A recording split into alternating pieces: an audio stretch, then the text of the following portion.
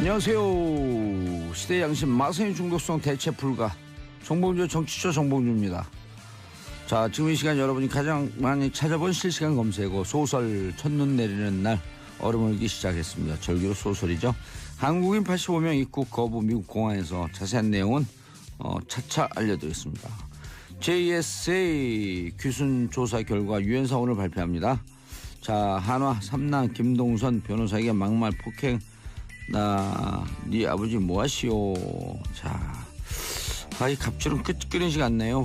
자주 구설수에 오르는 사람인데, 자, 봉두사가 고른 오늘의 실시간 검색어 JSA 귀순 조사 결과 발표로 잡겠습니다. 자, 저는 김건모의 잠 못 드는 밤 비는 내리고 들으면서 1부 돌아오겠습니다. 정봉재 정치쇼 1부 순서 돌아오겠습니다. 오늘의 뉴스 브리핑으로 시작합니다. 미디어 오늘 정상근 기자 출동. 네, 안녕하십니까. 예, 출동했어요. 그럼 뉴스를 쏟아부어 보세요. 네, 쏟아붓기 시작할까요? 예. 네, 그 박근혜 전 대통령이 세월호 참사 이틀 뒤에 성형 시술을 받았다는 의혹이 제기가 됐습니다. 의혹에 받았어요. 받았다는 의혹 수준인 것 같아요. 아직 이게 뭐 재판 결과가 나온 건 아니기 때문에. 재판요? 뭐 이 성형 시술한 걸 재판을 얘기해? 그러니까 뭐 특검에서 이제 그 박영수 특검 있잖아요. 예. 그 박영수 특검에서 일종의 이제 재판부에 제출한 수사 보고서에 이런 내용이 나와 있다는 거죠. 시술을 받았다. 네. 그러니까 세월호 참사 이틀 뒤를 좀 돌이켜서 생각을 해보시면은, 예. 네, 뭐 물론 실종자 가족들은 물론이고 또 국민들도 그렇죠. 엄청나게 큰 시리에 빠져 있을 때 세수도 못할 때인데요, 이때는. 그렇죠. 아직 수백 명의 세수를 못해서 얼굴이 푸석푸석해갖고 시술을 받았나요? 글쎄요. 그 아직 수백 명의 학생들이 실종된 바로 그 상태에서 시술을 받았다는 얘기인데 이게 상식적으로 믿기지 않을 정도로 충격적인 얘기이기도 하죠. 최순실이 국정농단한 건 상식적으로 더더욱 못 믿어요. 그렇죠. 뭐 이미 뭐 상식에서 많이 벗어나긴 이 정도 했지만 우리가 놀랄 국민들 아니에요. 이제 당연한 탄핵이 조금 늦었구나. 네. 이 정도만 생각하시면 되는 거죠. 그렇죠. 그게 다행인지 불행인지는 모르겠는데 어쨌든 그렇습니다. 이게 SBS 사진 찍었는데 그 주사바늘 나온 게 이제 그 사실로 입증이 되는 거네요. 네, 그거는 JTBC 보도였는데 이제 JTBC가 그때 보도를 했던 거는 세월호 참사 당일에 시술을 했을 가능성이 있다. 그래서 이제 21일에 그 자국이 남아 있고, 네, 그래서 그 시술을 받기 때문에.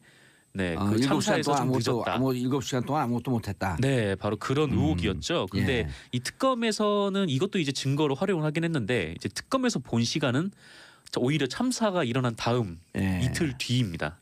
근데 이 증거가 있는데 이 정황이라는 것이 이 김영재 원장과 그 부인 박채윤 씨의 행적을 특검에서 조사를 한 결과 뭐 이런 결론을 내렸다고 해요. 그러니까 김영재 원장은 2016년 4월 18일에 그 청와대 인근 커피 전문점에서 커피값을 자신의 카드로 계산한 정황이 있고요. 그 커피값 결제를 했다고 하고요. 그리고 청와대 관계자를 만나서 함께 청와대로 이동했다. 근데 이게 이제 특검에서 밝혀낸 것입니다. 그리고 이틀 뒤인 20일에는 그 박채윤 씨의 휴대전화 위치 기록에 청와대가 있었다고 해요. 그래서 특검에서는 18일에는 시술을 하고 그다음에 20일에는 그 부인인 박채윤 씨와 함께 김영재 원장이 들어가서 일종의 그 시술이 잘 됐나, 뭐 그거를 이제 검사하러 들어간 거 아니었나라는 거죠. 수술 후 뒷치료. 네, 그렇습니다. 어쨌건 그렇게 된 것 같다라는 건데, 그래서 뭐 그것뿐만 아니라 또 하나 좀 정황이 또 있거든요. 그 세월호 참사가 발생한 4월 16일부터 무려 9일 동안 박근혜 전 대통령의 외부 일정이 없었다는 겁니다. 그러니까 외부가 아니더라도 그 공식 일정으로 잡아놓은 게 고작 4건뿐이었다는데 그나마도 이 4건 중에서 2건이 세월호 참사 이후에 부랴부랴 잡은 일정이었다고 해요. 그러니까 한마디로 이거는 의도적으로 공식 일정을 축소를 했다고 볼 수밖에 없다. 언제부터 언제까지? 네, 4월 16일부터 9일이니까 네, 4월 24일까지. 네, 그 축소가 기간 동안에 아니라 일정 자체를 아예 없애버렸네요. 그렇죠. 이때는 일정이 보통 없었다는 거죠. 수술하고 붓기 때문에 한 일주일 정도. 네, 그래서 시술한 자국을 보이지 않기 위해서 네, 그렇게 하지 않았나 뭐 그런 얘기입니다. 어쨌건 세월호 참사가 일어난 지 지금 이틀 뒤에 이런 시술을 했다는 거는 네, 좀 개인적으로 굉장히 충격적인 일이기도 하고요. 근데 그 이런 분을 대통령으로 뽑자고 주장했던 그분들은 다 어디 갔어요 지금? 그러게요. 뭐 그분들 중에는 뭐 보수가 혁신해야 된다면서 당을 나간 분들도 있고, 네, 또 다시 그 당으로 들어간 분들도 있고. 국민들이야 속아갖고 국민들이 문제가 있겠습니까? 현혹돼갖고 네. 저런 분이 잘할 수 있겠구나 했고 국민들은 현혹돼서 한 것도 국민들도 이제 좀 비판받아야 마땅하지만 그렇게 주장하는 사람들 때문에 어쩔 수가 없는 측면이 있어요. 국민들은. 아 그렇죠. 그러니까 뭐 계속 2012년 대선을 돌이켜 보면은 정말 뭐 국정원 직원이 그렇게 뭐 댓글을 단 흔적들 뭐 그렇게 정황이 있고 그거를 했는데 뭐 경찰이나 이런 국가기관을 총동원해서 네 지금 박근혜 대통령이 탄생 곧 된 거잖아요. 그래서 그런 걸 보면은 정말 이 국가기관 그리고 뭐 당시 여당 네, 이런 쪽의 잘못들이 뭐 그냥 넘겨볼 수만은 없는. 어제 한겨레 20일 하호영 기자 나와갖고 네. 특종 단독으로 했다 그러면서 하호영 씨가 나서 김영 누구죠? 그 국정원 여성분? 김하영 씨. 김하영. 김하영? 네. 하호영 김하영 이상한데? 좀 라임이 맞네요. 김하영 씨가 그 제보 당하고 네. 김용판 청장이 발표하는 그 며칠 동안 네. 전화 추적으로 3천 몇 건의 전화 추적을 했더니 네. 집중적으로 이런 정보기관과 전화가 이루어졌다. 네, 저도 그 얘기를 들었는데 그때 당시에 한 빌딩에서 뭐 국정원 직원 그리고 경찰 고위 관계자 그다음에 여당 뭐 이렇게 뭐 그 당시 뭐 전화가 이루어졌다고요. 또 이제 선대본부 그쪽 사람들이 다 모여가지고 또 얘기를 나눈 정황이 있다는 거 아니에요. 그래서 그거를 보면은 완전 이게 국가와 뭐 여당 그리고 그 국가기관까지 이제 총동원돼서 이런 분들 가만두면 안 된다는 거예요. 이런 그렇죠. 분들 속간에서 그때 당신들이 뭔 짓을 했냐 이런 걸 정리하는 게 적폐청산 아니에요? 맞습니다. 그래서 이건 적폐청산도 아니고 범법자 색출. 범법이죠. 이거는 국가기관에서 선거에 개입을 했다고 하면은 이건 민주주의의 근간을 드는 중죄이기 때문에. 네. 네, 그리고 이런 철저하게 수사를 해야 됩니다. 잘못된 것을 덮으려고 기사 쓴 기자들. 네. 정상근 기자는 안 썼어요? 뭐 바른대로 저는 얘기 안 하세요? 네, 뭐 미디어오늘을 보신 분들은 많이 아시겠지만 네. 안 썼다. 저희는 계속 의혹을 제기를 했었죠. 예 아니요로 답변했어요. 이런 옹호하는 기사 썼어요 안 썼어요? 저는 옹호하는 기사는 쓰진 않았었습니다. 네, 그럼 계속하세요. 네, 계속할까요? 네, 다음 소식 바로 넘어갈게요. 그 이병기 전 국정원장이 청와대 비서실장으로 영전을 하면서 국정원에서 1억 원을 챙겨 나갔다고 합니다. 한 7개월 만에 갔죠? 네, 국정원장에 그렇죠. 있다가 6, 7개월 만에 갔는데 굉장히 짧은 시간인데다가 비서실장으로 거론도 안 되던 사람이라 의외였다. 뭐 그런 평가가 당시에 되게 많았었는데 자기가 자기한테 쏜 거예요 1억을.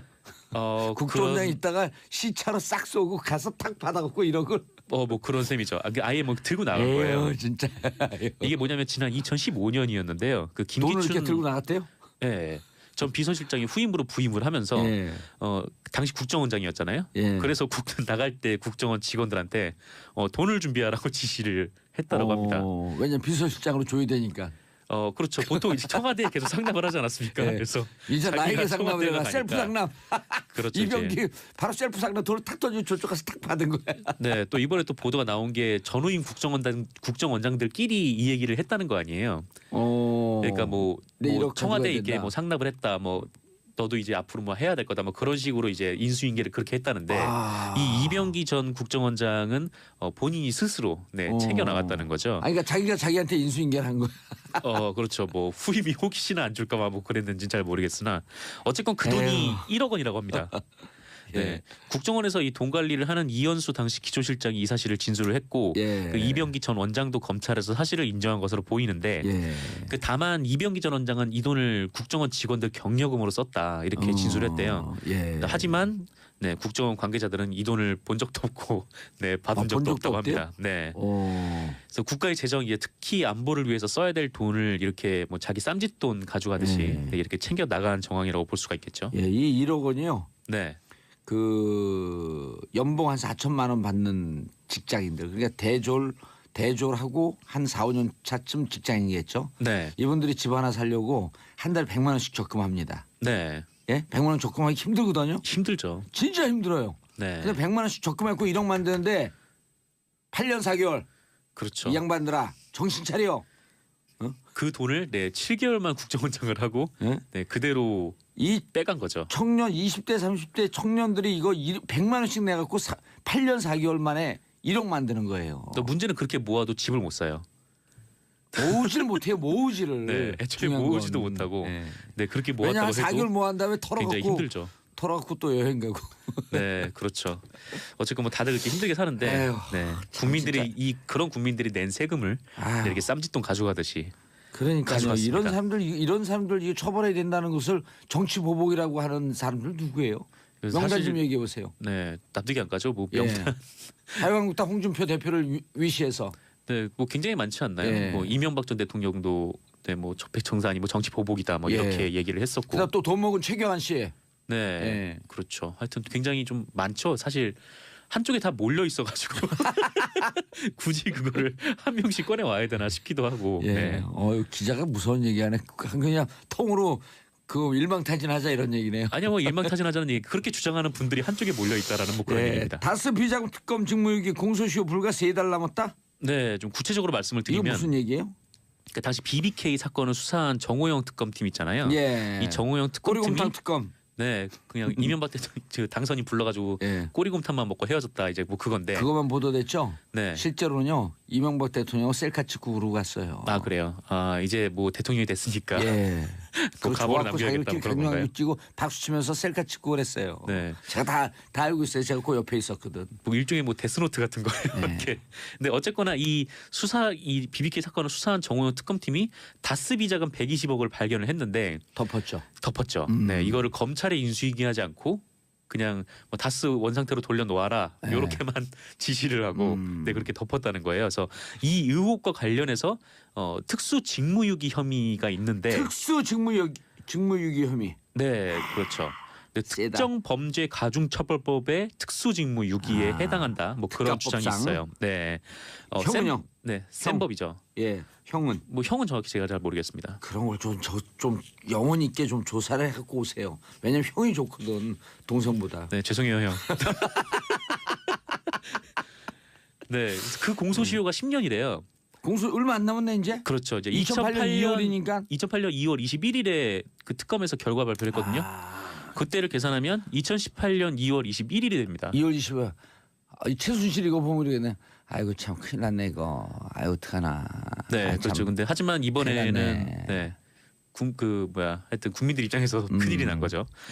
뭐 이에 따라서 검찰 안팎에서 이 정호영 특검팀에 대한 신속한 수사를 촉구하는 목소리가 터져 나오고 있다고 하는데요. 그 한겨레에 따르면 그 한 검사는 이 120억 다스 비자금과 관련해서는 검찰이 수사 개시를 하고도 남을 만큼 여러 의혹과 단서들이 있다 이렇게 주장을 하면서 이거는 뭐 특가법상 그 특수직무유기에 해당한다 이렇게 얘기를 하기도 했습니다. 근데 왜 검찰에서 중앙지검에서 수사를 안 한다 그러죠? 안 해요. 심지어 지금 검찰은 BBK 특검의 그 수사 기록도 들춰보지 않았다라고 하는데요. 왜냐하면 그 다른 검찰을 쳐야 되기 때문에 그런가요? 다른 검사를? 그렇죠. 뭐 한겨레 분석에 따르면 이 변창훈 검사가 사망을 한 이후에 그러니까 변창훈 검사가 국정원에 파견을 갔다가 그 국정원 수사를 하면서 이 변창훈 검사 수사를 했는데 투신을 했잖아요.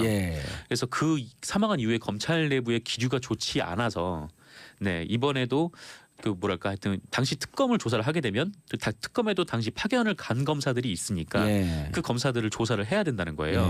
근데 당시 갔던 검사들이 지금 이제 박정식 현 부산고검장, 그리고 차명기 수원지검 1차장, 그 조재빈 대검 연구관 이렇게 나름 검찰의 고위급 인사들로 포진이 돼 있답니다. 그래서 검찰이 자기 스스로 검찰 조사 안 하니까 공수처 필요하다는 거예요. 네, 근데 그 공수처 논의도 지금 자유한국당에서 반대를 하고 있죠. 왜냐하면 자유한국당은 공수처 하게 되면 자기들이 대상되니까 반대하는 거예요.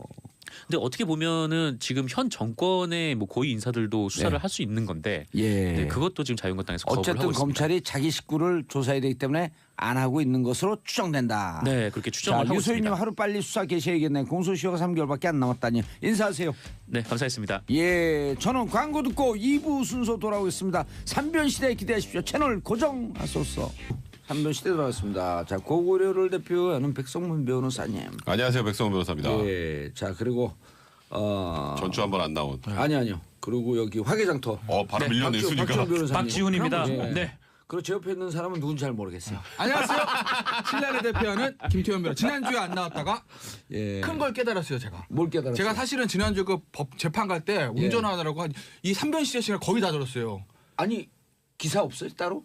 네, 저 그냥 제가 운전하는데요. 근데 왜 그 새누리당을 지지했어요? 그럼 돈이라도 좀 나와야지. 왜 그러세요? 뭐 항상 글로 모이고 들어가요. 또 올라 그래 지금 또 올라 그래. 구 새누리당 지금 새누리당 아니 지금은 그 기사도 없이 살았구나. 어쨌든 근데 제가 들어봤더니요 깨달은 게 있습니다. 예. 이 방송은 빠지면 안 되겠고 한 번 빠지니까 뭐 집단 공격을 뭐 예. 아, 아니 뭐, 빠지면 뭐. 둘째씩 이렇게 모여 앉았다가 화장실도 못 가요. 근데 제가 보니까요 제가 없으니까 좀 재미는 없더라고요. 그래요? 재밌었는데. 아 왜냐면 누군가 악역을 해야 되지 않습니까? 예. 예. 이 시청자들의 카타르시스를 해소해주는 악플 유발자. 아 JS에서 악플의 종결자 안 들으시나요? 누가 총 맞았다는데? 아니 네. 아 이거 발표구나. 네. 그 전에 총 맞은 거죠 이게. 예전에 예. 살아났대요 그분. 예. 하여튼 그래서 제가 빠지면 안 되겠다는 생각했어요. 예. 자 속보 들어왔습니다. 유엔사 10시 30분서부터 판문점 CCTV 공개. 북한 추격조가 군사분계선 MD 이거 뭐죠? MDL 군사 분계선입니다. 예, 군사 분계선. 밀리터리 D는 뭐예요? 아 라인은 알겠는데요. 디바이디드 아닐까? 디바이디드. 디바이디드. 분개 나는 분개니까. 군사 밀리터리 디바이디드 라인. 장교인데 라인은 알겠는데. 아니 경상도는 좀 네. 영하고 안 친해요. 예, 장교인데. 자 군사 분계선 넘었을까 했는데 군사 분계선 넘은 걸로 정전 협정 위반이다. 위반이 되죠. 예. 오 이러면 큰일 심각하죠, 큰일인데요. 이러면, 예. 오, 한판 이게 뭐예요? 디마케이션 라인이냐? 아니고. 예. 어렵네요. 디바이디드 아니네. 이건 알 수가 MDL. 없어요. 이거. 디마케이션 TION 앞에 액센트가 있죠. 디마케이션 라인 무슨 뜻인가요? 뭐요? 군사 분계선이요. 뭐 복잡해. 그렇구나. 예. 분계. 예, 분계하고 있다는 거예요. 분계라는 뜻이지. 자, 첫 번째 심각한 것 뉴스. 같습니다. 예, 예. 첫 번째 뉴스. 전병헌 의원 검찰 출두, 최경환 의원 압수수색 당하고, 자 여의도가 신종 사정 바람에 그렇죠. 떨고 있다. 사정 전국. 참 일단 최경환 의원 같은 경우 또 이제 국정원 특수활동비가 예. 이제 좀 약간 발목을 잡고 있는 형국인데 최경환 의원은 펄쩍 뛰고 있잖아요. 내가 돈 받았으면 할복하겠다는 근데 왜 얘기까지. 동대구에서 한대요? 그러니까 뭐 그냥 그쪽에서 하는 게 좀 그래도 마음 편하신가 보죠. 왜 하여튼. 그러냐면요. 아니 그렇죠. 경산 이쪽 사람인데. 전문가니까. 그 왜 그러냐면요. 예. 원래 경산의 지역구잖아요. 예. 그럼 경산에서 한다 하든지 예. 아니면 뭐 청도. 여의도 여의도에서. 뭐 광화문광장 이래야 왜 동대구냐면요. 예. 박주민으로 잘할 거예요. KTX 타고 내려가면 어디서 내립니까? 동대구요. 동대구에서 내려요. 예. 그럼 동대구는요. 이 수도권의 사람들이 대구를 모이는 심장 같은 곳이에요. 허브. 그렇죠. 허브. 대구를 강조하고 싶은 거죠. 아. 왜 대구? TK. 되면 되고 박근혜 안 전 되면 대통령. 되고. 예. 예. 이 정치적인 의미들. 야 이거 봐 대구야 팔아. 내가 이 대구의 이 TK의 상징과 같은 내가 박 전 대통령 끝까지 후회하던 아니, 내가 그 동대구는 이렇게 이해했어요. 됐어. 근데 이거 할복은 한대요 진짜로. 어? 할복이요? 예. 그러니까 이게 알겠어요. 이게 문제는 저번에 뭐 사실 우리 장지지는 것도 못 봤고 예. 결국 다 못 봤어요. 우리는 결국 다 못 봤는데 일단 최경환 의원은 그 정도로 지금 일단 강하게 저항을 하고 있는 건데 문제는 최경환 의원은 돈을 받은 게 밝혀지는 순간 무조건 뇌물죄예요. 이게 왜냐면 이게 왜냐면 5년이 10년이에요. 아니 그거는 1억이면은 10년이죠. 10년이네. 근데 10년 이게 이야. 이현수 기조실장이 예. 이제 검찰에 가서 뭐라 그러냐면요. 2014년 10월에 1억을 들고 다른 국정원 직원과 함께 직접 전달했다 이런 얘기를 했는데 예. 이제 그런 얘기 할 거예요. 아니 준 사람이 줬다고 무조건 다 받은 거야? 이런 얘기를 하시는 분들이 있을 텐데 문제는 배달 사고 중간에 배달 사고라고. 문제는 이병기 원장이 진술을 했어요. 그러니까 이현수 실장이 예. 나한테 와서 그 당시에 어쨌건 최경환 의원은 의원이 아니었죠. 그죠? 2014년이요. 네, 기재부 장관이었잖아요. 그렇죠. 2016년에 다시 네, 들어간 국정원 거니까. 예산 문제 때문에 좀 필요하니까 좀 갖다 줘야 될 것 같습니다. 예. 그러니까 이병기 원장이 그렇게 하세요.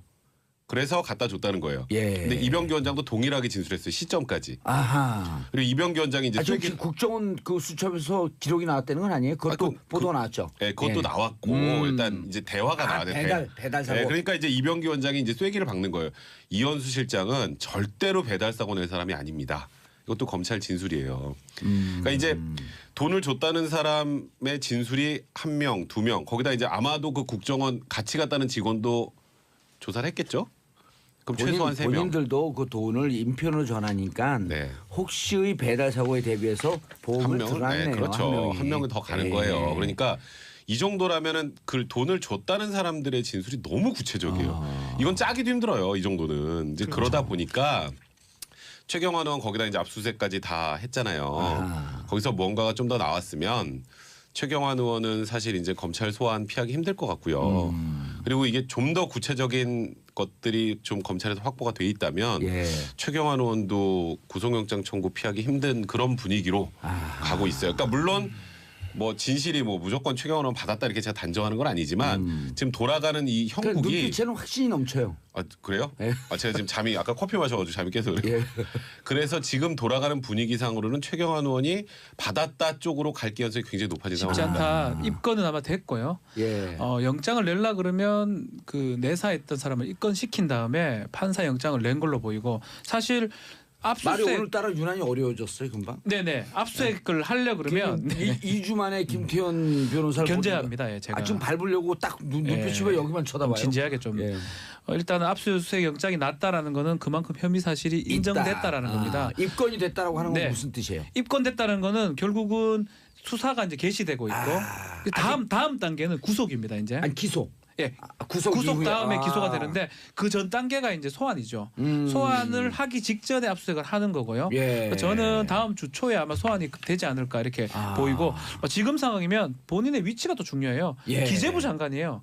기재부 장관한테 특활비를 조금 늘려달라는 내용을 부탁을 하면서 특활비를 또 준 거예요. 지금 상황 예. 구조를 보면 특수활동비를 조금 예산을 올려달라고 하면서 그 안에 특수활동비를 최경환 기재부 장관을 준 거거든요. 이런 거네요. 중국 치 갖고 단무지 좀 더 주세요. 그럼 단무지를 준 거야. 그렇죠. 지금 그런 상황이기 때문에 이거는 특가법상의 뇌물죄가 됩니다. 이거는 뭐 특가법상의 더 뇌물죄. 얘기할 필요도 없습니다. 그렇기 때문에 요거대로라면 해도 지금 소환이 돼야 될 상황인데 압수했기 때문에 플러스 알파를 해가지고 아마 소환을 하지 않을까. 다음 주 초에 소환이 될 것 같습니다. 돌발 질문. 네. 최경환 측에서 이 건 변론 좀 맡아주세요. 한번 맡겠어요. 안 합니다. 왜요? 뭐 예?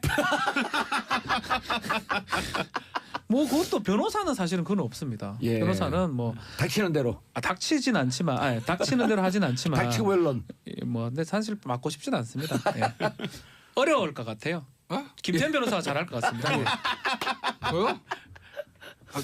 뭘 하죠? 아니 그런데 제가 궁금한 게 아시아 투데이에 작년 7월에 뭐 롯데 관련해서 롯데 50억 받았다 최경환 실명 거명했잖아요. 그 건은 지금 들어가면은 요거 1억만 조사나요? 아니면 그 건도 같이 조사나요? 그건 모르죠. 그러니까 원칙적으로는 안 하는 게 맞는 건데 별건 수사하지 별건 수사 않는다. 원래 안 하는 게 맞는 거죠. 근데 이제 꺼니다 보면 이것도 있네라고 할 수도 있죠. 왜냐면 그 건으로 전병헌 수석이 지금 조사를 받고 있거든요. 그러니까 롯데 관련돼 롯데가 이제 최경환 당시 이제 경제부총리 전 의원과 관계는 얘기들은 뭐 시중에 많았어요. 왜냐하면 최경환 의원이 당시 이제 초이노믹스라는 말 붙을 정도로 일종 실세 중에 실세 아니었습니까? 맞아요. 빚내서 그렇죠. 집사라. 당정청의 삼각축이라고 뭐 청은 만약에 김기춘 실장이라던 문고리 3연방을 했을 때 당과 정을 장악한 사람은 실질적으로 최경환 의원이었습니다. 뭐 서청원 의원 보고 뭐 친박의 좌장이라고 하지만 실제로 힘은 최경환 의원이죠. 그러니까 아무래도 그쪽에 모든 게 쏠릴 수밖에 없고 그러다 뭐 문제가 생길 확률이 높고 그래서 이제 최경환 의원의 얘기가 여러 차례 나왔고 이면 이제 걸려든 건데 아니 뭐 잘못한 거 있으면 벌 봐야죠. 받아야죠. 갈 사람은 가야 돼요. 갈 사람은 가야만 하겠지만. 지난번에 이한석 기자는 아니. 지난번에 이한석 기자는 취재를 해갖고 좀 드라이하게 들렸는데 안에서 같이 생활해서 그런지 아주 찰지네요 내용이. 찰지죠. 그러니까 제가 이제 지난번 찰지죠. 진짜 제가 노래도 하지 않고 갈 사람 가야 돼요. 그러니까 지난주에 롯데는 몰라요? 롯데 그건 제가 알 수가 없죠. 그러니까 지난주에 이제 이한석 기자가 그런 얘기를 했어요. 이한석 기자 견제하지 마세요. 그러니까 저는 되게 친해요. 그래요? 한석아 듣고 있냐? 친합니다. 그런데 그러니까 이한석 기자가 지난주에 했던 분석이 맞아요. 근데 하나 더 나갔을 때. 그러니까 이한석 기자 지난주 분석이 뭐였냐면 청취자 여러분들에서 알려드리면 전병헌 수석을 내줬기 때문에 그리고 롯데는 야당 간사기 때문에 당시에 여당 로비 안 했겠냐? 여당 쪽으로 번질 수밖에 없다라는 게 이한석 기자 분석이었다. 그래서 이제 자유한국당에서 아무 말도 안 하고 논평도 안 내고 가만히 있다. 이게 이제 분석이었어요. 그거 맞습니다. 그걸 전날 전해갖고 제가 논평을 해줬다니까요. 일종의 그거죠. 사자성어로 말하면 육참골단. 예전에 이제 조국 수석이 예전에 그 혁신위 할 때 쓴 말이잖아요. 내 거 사이 줬으니까 네 거 뼈내놔. 적의 장수를 잡기 위해서 하나 좀 내준 거다. 그리고 당시 이제 미방위원장도 H 의원 홍문정. 말씀하시네. 어쨌든 그러면 아프리카 노동자. 그런데 거기서 하나 더 나가는 제가 시각은 뭐냐면 하나 더 나가. 자유한국당에서 조용하고 있는 이유가 뭐냐라는 거예요. 지금 내부적으로 저희가 봤을 땐 자유한국당은 거의 두 개 당이나 마찬가지로 봐요. 친박 7세들 친박 신세 입장에서 큰일 났네. 우리한테도 칼날에 다가오는 거야. 조용할 수밖에 없죠. 근데 지금 지도부를 형성하고 있는 비박들 홍준표 예. 대표하고 그다음에 최대 세력을 형성하고 있는 김무성 전 대표 쪽에서는 이 상황을 어떻게 보겠냐는 거죠. 일종의 차도살인이라는 거예요. 예를 들어서 최경환 의원 정리 못했습니다. 의원총 예를 정리 안 돼요. 예. 그 홍준표 입장에서는 어라? 검찰에서 알아서 해주네. 예. 이게 웬일? 손 안 대고 코 아니, 풀었어. 그럼요. 웬열? 이게 웬열이죠, 인터넷 용어 웬열. 급식체로 하면 웬열 이겁니다. 왜냐하면 봉조도 잘 아시겠지만 제가 업자라고 했을 때 네. 로비 대상으로 세상 쓸데없는 게 여당 비주류예요. 여당 비주류 쓸데가 없어요. 여당 실세 주류 로비 대상 맞습니다. 오히려 야당 강경파들 로비 대상 할 수 있어요. 여당 비주류는 힘도 못 쓰고 쓸데도 없어요. 거기다가 박근혜 전 정부 시절에서는 오히려 친박의 독시가 된 시절인데 비박의 룸이 없잖아요. 그러니까 홍준표 대표도 그렇고 김무성 전 대표도 그렇고 비박의 로비를 받았을 가능성 빵이라고 본다면 여기서 예를 들어서 친박 실세들 막 몇 명 달려 들어간다고 해서 예. 자유한국당은 적폐적 욕 먹겠죠. 지금 지지도 14, 15%인데 거기서 더 떨어지면 어디까지 떨어지겠어요. 차라리 이 기회에 잘라는 거 잘라낸다라고 보면 우리가 못 잘라냈던 그럼요. 거 대신 그러면 이게 잘라낸다. 홍준표 대표나 김무성 전 대표 비박들 입장에서 보면 굳이 이걸 그렇게 방어할 필요도 없다. 그러니까 제가 갈 사람은 가야 또 근데 하나의 그런 거 가능성, 또 하나의 아니겠어요? 가능성은 미방위원 중에서 야당 강경파로 잘 알려진 최민희 의원이 하나도 안 받았다는데 뭐. 아니 나만 빼놓고 다 받았을 그렇죠. 것으로 추정된다. 저도 그 말씀하시는 걸 예. 방송에 듣긴 들었는데 예. 뭐 최민희 그 의원 정도 굉장히 확신해서 자신 있게 얘기하면. 다 조사해. 최민희는 이런 얘기 하더라고. 당시 여당, 야당 다 조사해. 다 조사해. 예, 다 털어. 가. 예. 난 괜찮아라고 이건 하는데. 적폐청사냐. 뭐 근데 어쨌든 진정으로 화가 날 사람 누가 있어요? 그러니까 문제가 사실은 제 생각에는 그렇습니다. 지금 뭐 김태현 변호사 말이 일부 맞긴 한데 예. 지금 당장은 최경환이지만 이건 시작이에요. 그렇죠. 전병헌이 시작인 거 마찬가지로 최경환도 시작입니다. 그렇기 때문에 섣불리 얘기를 못 하는 거예요. 어디까지 튈 줄 모르는 상황에서 아니 근데 뭐 잘했니 못했니 할 수가 없는 거죠. 김태현 변호사 얘기를 듣다 보니까 진정으로 지금 열받는 그 현재 자유한국당 의원들이 미방위 소속 중에 열받는 의원들이 있을 거예요. 냄새도 못 맡은 의원이 있을 그렇죠. 거 아니야. 아니, 그러니까 아까 지금 여당 비주류. 여당 예. 비주류한테는 로비를 할 이유가 아니 없죠. 그럼 그때 명단을 쭉 놓고 여당 주류 비주류 한번 언제 다음 주에 한번 분석을 분석을 해봐야겠는데. 제가 갖고 한번 오겠습니다. 그려보죠 예. 한번 다음 그래서 주에. 이 사람 얼마인데 그 추정을 해보자 얼마씩 받았을까. 그러니까 아니, 박지원 변호사가 좀 전에 그 얘기했잖아요. 이게 어디까지 튈지 모르니까 가만히 있는 거다. 근데 저는 아까 그 김태현 변호사 분석이 맞다고 생각을 해요. 비주류는 안 갔다. 비주류는 어찌 보면 웃고 있을 수도 있어요. 손 안 대고 코 푸는 거니까. 리쌍이요? 내가 웃는 게 웃는 게 아니야. 네. 아니 그러니까 생각해 보면 이쪽으로 돈이 흘러나왔을 가능성은 별로 없고 저쪽은 우리가 정리하려고 해도 안 됐는데 그래서 굳이 그래 지난번 이한석 분석보다 한 발 더 나간 거야. 한 발더 나간 거죠. 한 가지 더 왔네. 한 가지 더 예리해요. 왔어. 그러니까 일주일 동안 연구한 거야 이게. 그렇기 때문에 지금 자유한국당에서는 친박과 비박이 목소리를 내지 않는 이유가 다른 거죠. 친박은 야 이거 어디까지 갈지 아까 조금 전에 박지원 변호사 얘기한 것처럼 나도 먹었는데. 어디까지 갈지 모르겠네. 이거 우리 다 죽는 거 아니야? 아이고, 이거고. 최순실 모드로 해보세요. 아이고 참 큰일 났네. 아 이거. 큰일 났네 이거. 안 비슷해. 근데 비박 입장에서는 좋아할 수는 없죠. 또 대놓고. 그래도 같은 당 사람들이 지금 달려 들어가고 있는데. 예. 그러니까 표정 관리하면서 가만히 있는 거예요. 그렇게 봐야죠 지금 상황. 그리고 이거는 갈 때까지 쭉 간다. 그래서 시작이에요. 시작. 시작. 스타트. 예, 그래서 50억 그 롯데 홈쇼핑권도 결국은 뭐 아까 별건이 번질 아니라 또 다시 조사할 수밖에 없을 뭐 것이다. 번질 수도 있겠죠. 왜냐면 어차피 이게 기본적으로 재승인 로비에 관한 거라면 예. 당연히 뭐 지난주에 아마 박준 변호사 그런 얘기 하더라고요. 예. 인력 보강한 얘기를 하던데 그것도 저는 옳은 지적이라고 봐요. 그러니까 야당의 간사한테 예를 들어서 쪽에 돈을 이제 로비를 했다고 하면 전병헌은 야당 간사도 아니지 않았나? 전병헌이 간사했어요. 예, 당시에 비방에. 예. 가장 마지막까지 예. 좀 반발했던 예. 반발한 사람한테 예를 들어서 3억이 갔다. 그러면 안 반발하고 처음부터 했던 사람한테는 더 많이 갔다고 봐야 될 것 같거든요. 마지막에 방송법 개정안을 이른바 전병헌법을 냈던 사람이 전병헌이고 그거를 막기 위해서 마지막으로 어찌 보면 우리 소위 말하는 약을 쳤다고 할 수 있는데 마지막 금액이 그거라면 최초 했던 금액은 아주 크다고 봐야 되겠죠. 최민희 의원의 분석은 이거더라고요. 이미 여당 로비는 끝났다. 끝났고. 그래서 이제 통과되는 걸로 알고 있는데 느닷없이 대표 전병헌이 나오니까. 아니, 대표 예. 전과 기록 2개가 나왔는데 이거 왜 뺐냐 하면서 다 로비가 끝났다고 그렇죠. 하는데 전병헌 의원이 퉁 튀어나오니까 그렇죠. 여기도 로비를 해야 거기 돼? 안 막으면 가는 거니까. 그래서 추측할 수 있는 게 최초 10억인 얘기를 있었거든요. 예. 스포츠 그 10억 e스포츠. 협조해줘라. 근데 3억으로 됐어요. 그 10억이라는 거 이건 제 추측이니까 뭐 기분 나쁘게 듣지 마시고 예. 저쪽도 10억 이상이 갔지 않을까.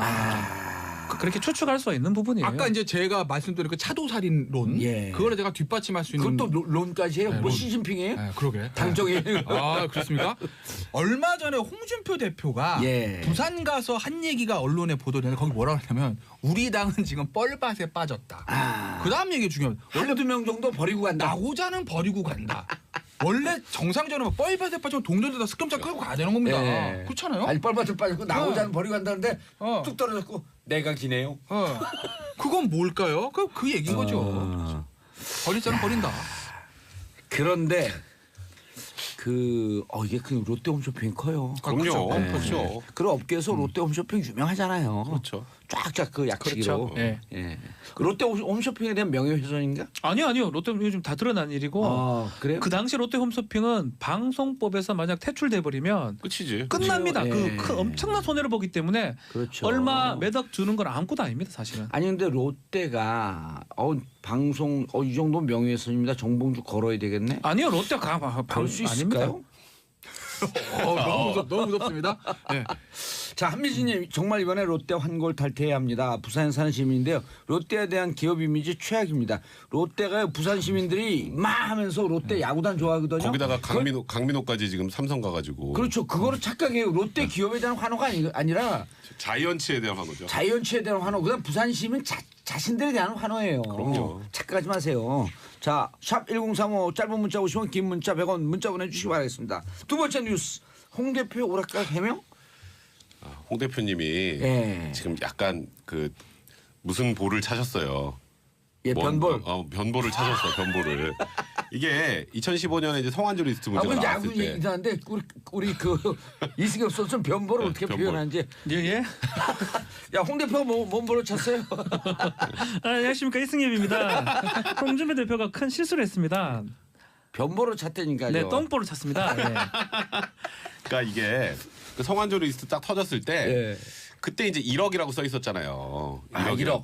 1억 명 중에 한 명. 그러니까 이제 그때 무슨 얘기가 나왔냐면 2011년도에 한나라당 경선 할 때 이제 기탁금 1억 2천만 원 그걸로 낸 거 아니야. 이제 이런 문제 제기가 있었어요 그 당시에. 근데 거기서 홍준표 대표가 뭐라 그랬냐면 그건 내가 그 특수활동비 받은 거 쓰고 남은 거 생활비로 줘서 부인이 모았다. 네, 부인이 거 잘 모아가지고 낸 거야 이렇게 얘기하니까 그럼 그거 횡령 아니야? 이제 이렇게 맨 처음에 시작이 됐었던 거예요 그 당시에. 그거를 집에 생활비로 줘도 돼? 이때 이런 문제제가 있었는데 그러다가 최근에 또 이 얘기를 하면서 내가 그때 가만히 생각을 해보니까 요즘에 또 횡령이라는 얘기가 나오니까 가만히 좀 생각해보니까 그거 진짜 특수활동비 명목으로 다 쓰고 그 당시에 내가 여당 원내대표 야당 원내대표한테도 줬어요. 이렇게 얘기를 SNS에 쓴 거예요. 그러니까 원혜영 의원이 깜짝 놀랐어. 내가 언제 줬어? 나 한 푼도 받은 적 없는데. 이러니까 홍준표 대표가 거기서 줬잖아 이게 아니라 그건 제가 기억이 좀 잘못됐나 봐요. 이러면서 갑자기 그럼 그때 그 특수활동비 어디다 썼어? 또 여기도 특수활동비 논란까지 성완종 리스트 그 1억에다가 특수활동비 논란까지 이렇게 하나 이게 딱 덤을 하나 더 씌워놓은. 그러니까 홍준표 대표가 이번에 좀 큰 변보를 차셨죠. 그러니까 홍준표 대표가 끝까지 해명을 했죠. 특수활동비는 다 썼고 그러다 보니까 세비가 남아서 세비를 모아서 1억을 만들었다. 그것도 이상하잖아요. 그것도. 계속 그 1억 2천만 원 출처가 이상해지니까. 다 죽어있던 서가본도 한마디 할 수 있는 기회가 생겼어. 요즘 서가본 전 의원이 더 친해요. 그 순천 지역위원장으로 임명됐거든요. 근데 아무도 안 알아줘. 이 대목에 나도 돈 받은 거 없다고 한마디 했어요. 그러니까요. 그래서 지금 홍준표 대표가 해명을 하려다가 혹을 떼려다가 혹을 한 한 다스 정도 붙이는 얼밭에 빠졌는데 지금 낙오되기 직전인 본인이 아닌가? 정치적인 무리수는 있죠. 그러니까 이게 만약에 그 성완종 리스트 대법원 판결에 저는 영향을 미친다고 보진 않아요. 그렇지. 근데 이미 거기다 수사 끝나고 재판 나면서. 이게 객관적 분석의 희망사항이에요. 객관적으로 그렇잖아요. 영향 미치지 않는데. 중요한 거는요. 광고 듣고 계속 가봐요. 그렇죠. 광고 듣고. 광고 듣고 돌아오겠습니다. 정봉재 정치쇼 3변시대 3부 들어가겠습니다. 여러분들께서는 지금 대한민국 최고의 변호사 바로 밑에 있는 백성문 변호사, 박지원 변호사, 김태현 변호사 함께하고 계십니다. 최고 바로 밑에 서도 괜찮죠. 뭐. 그건 괜찮아요. 왜냐면 연배 때문에 연배. 최고 바로 밑이요. 최고 변호사는 50대 초반. 여러분들은 지금 30대 후반이니까. 40대입니다. 아 그래요? 예, 예. 사중이에요, 40대 사중, 있어요? 사중. 네, 그래도 30대 중후반이라 레이지. 네, 30대입니다. 예, 제가 이제 뭐 40대 초반인데. 네 그렇습니다. 형. 자 홍준표. 홍준표. 아까 아 하던 그러니까 거. 뭐 네. 저는 뭐 그 대법원 판결에 영향을 미치지는 않는다고 보는데 대법원 판단에. 왜냐면 그건 뭐 아이고 봐주고 이런 문제가 아니라 많은 사람들이 궁금해하는 게 이렇게 이제 장사미사 이 보통 시민들이 궁금해하는 게 왜 그 1억은 대법원 확정 판결을 안 해요? 무슨 이력이요? 성완종 1억. 아 지금 이제 심리하고 있잖아요. 대법원 기록 보고 있잖아요. 언제쯤 해요 그거? 그걸 모르겠어요 저도. 그게 이제 변호사가 왜냐면 모르는 것도 있구나. 왜냐면 대법원이 그게 좀 그러니까 일반 형사 1심 법원이나 2심 재판은 재판 변론길이 잡히잖아요. 그렇죠. 그러니까 변론에서 오늘 무슨 누가 증인이 나와서 뭘 했고 다 압니다. 예. 그러니까 언제쯤 난 대충 예상이 가다는 거죠. 이 뭐 이주영 부회장 마찬가지로 박근혜 전 대통령 마찬가지고. 근데 대법원은 재판하는 게 아니라 1심, 2심 서류 갖다 놓고 서류를 다시 보는 게 서류 심사거든요. 쉽게 예. 말씀드리면. 그러니까 지금 서류를 뭐 100페이지를 보고 있는지 10,000페이지 보고 있는지 알 길이 없어요. 바빠서 딴 거 하고 계시는지 그러니까 뭐. 예를 들면 한명숙 전 총리 같은 3년 경우도 걸렸어요. 3년 걸렸잖아요. 대법원에서. 그게 과연 예를 들면 어떤 이유인지 모르겠으나 예. 집중적으로 심리해서 3년 걸린 사건이냐? 그건 아니라는 아니죠. 거죠. 그러니까 이제 정치인들 사건 같은 경우는 굉장히 대법원 부담스러운 것 같다는 홍준표 느낌이 대표는 받아요. 저는 지방선거 끝난 후에 날 그래도 것 조금 같아요. 언제인지 모르겠고 아까 제가 일부에서 아까 오전 하다는 말씀 마저 드리면 예. 근데 홍준표 대표는 법적으로는 이렇게 말했다고 해서 대법원 판결이 뭐 유죄가 무죄로 바뀌고 아, 무죄가 유죄로 그럼요. 바뀌고 그러지는 않을 건데 그럼 또 다만- 대법원도 믿어야죠 이제는. 네, 다만 제1야당의 대표로서 그리고 당시에는 도지사로서 예. 본인의 말의 무게가 어떤 것인지는 알아야 된다는 거죠. 음. 정치는요, 특히 이제 야당 대표면 지도자입니다. 지도자급 정치는요, 말이 바뀌면 안 됩니다. 일관성이 있어야 되고 예. 말이 바뀌었을 때는 내가 왜 말이 바뀌었는지에 대한 명쾌한 논리적 설명이 있어야 돼요. 그때는 내가 이걸 잘못하다든지 아니면 지금 이걸 잘못하다든지 상황이 바뀌어서 내 의견이 바뀐다든지 그게 있어야 되는데 그렇지 않고 이쪽에 왼쪽에서는 뭐 여기가 맞다고 그러고 오른쪽에서는 오른쪽이 맞다고 예를 들면 뭐 광화문 가서는 촛불이 맞다고 그러고 덕수궁 가서는 태극기 맞다고 그러고 이러면 안 된다는 거죠. 일관성이 있고 말이 바뀌는 데는 명쾌한 설명이 있어야 되는데 홍준표 대표가 그게 약해요. 이건 말이 이걸 바뀌었을 극복하지 때. 않으면 예. 홍준표 대표가 본인이 하고 싶었던 정치적 미래는 저는 불투명할 수밖에 없다고 봐요. 이번에 특활비 말 바꾸거나 좀 버벅거렸잖아요. 네. 원혜영 건도 네, 그렇고 그렇죠. 그다음 누구죠? 아까 우리가 얘기했던 순천. 서가번. 서가번 의원 좀 좀, 얘기 네. 좀 네, 해줘야 돼요. 밥 사주시는 오랜만에 밥을 안 사주시네. 이름 나왔는데 서가번 전 의원. 네. 너무 좋아할 것 같아요. 네네 아주 뭐 근데 홍준표 대표는 좀 위기 상황 온 게 아닌가. 뭐 김무성 전 대표도 왔고 결국은 이제 야당 내에서 자유한국당 내에서 권력 다툼 아닌 다툼을 하게 되고 이런 실수 같은 게 결국 안에서 비주류가 아주 문제 삼을지 않을까 저는 그런 생각이 좀 아니 근데 우리 듭니다. 청취자분들이 그 홍준표까지는 아는데 서갑원 모르지 않을까요? 지금 그 인터넷 검색해 보세요 누군가 서갑원. 너무 해주시는데요 지금? 예. 너무 해주시는데요? 서가번 정도 아니, 다 근데 알죠. 몰라요. 어떻게 모를 수가 있습니까? 원내 수석 부대표했는데 예. 워낙 존재감이 약해요. 잘 몰라요. 잘 몰라요. 예. 띄워주는 겁니까? 디스하는 겁니까? 그러니까 아유, 띄우면서 디스하는 아니 일타쌍피. 서갑원 이 검색을 해봐야 돼요 누군가 도대체 홍준표 대표와 관련해서 무슨 얘기를 했는지 어제 세게 얘기했어요. 그러니까 이번에 오랜만에 한번 세게 얘기하죠. 택도 없어 좀 하지 말았겠죠. 그랬어요? 예, 예. 아, 나 같으면 이렇게 얘기해줘. 내가 돈 안 받는데 내가 돈 만약 받았으면 네가 할복해라. 할복 네가 해라.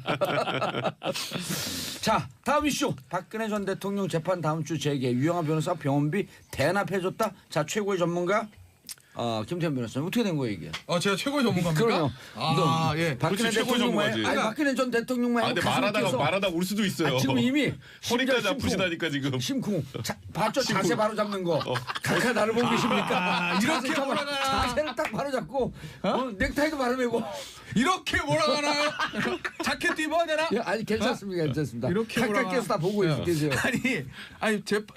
저기 뭐야? 저기 디스크 MRI 찍었다면서요? 예. 저 강남성모병원에서. 세 차례 만에 네. 디스크가 나왔대요. 네. 그러니까 그게 디스크 이제 뭐 계속 힘 좀 나오나? 그럼 나도 모르죠.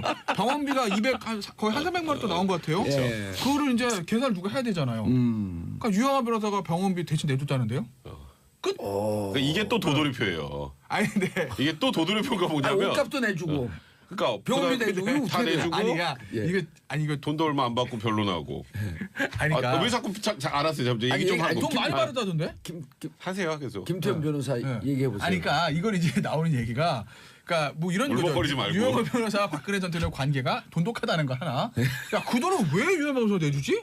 이건 무슨 돈이야?라는 뭐 이런 거, 뭐 그런 것 돈을 때문에 내주니까 돈독하다. 네. 호사가들의 얘기가 있는데 예. 뭐 일각에서는 뭐 이게 특수활동비 또 모았다가 그거 도돌이표. 그게 뭐냐면 왜 네. 도돌이표냐면 예.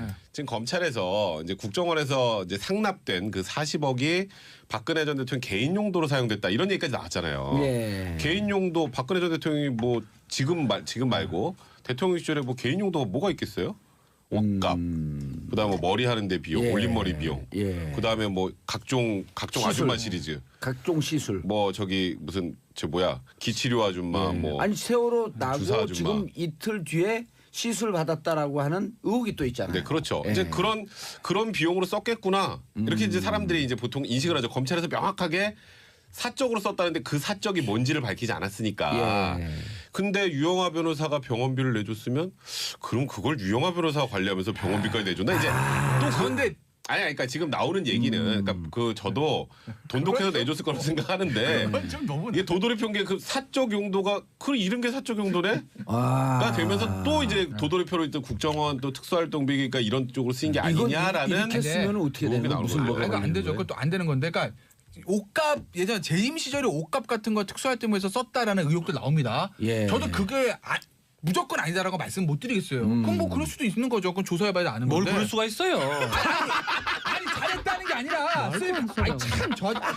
아니 당황했어. 그러니까 들으시라니까 예. 그 잘했다는 게 아니라 썼을 가능성 있다 이 예. 얘기인 거죠. 내 얘기는. 네. 근데 썼을 가능성은 위법이다. 아까 썼으면 위법인데 네. 그렇게 썼을 가능성은 뭐 상조를 하고 있는 거죠. 제가 기다 아니다 그건 말씀 못 드려요. 저는 검사 네. 아닙니다. 근데 네.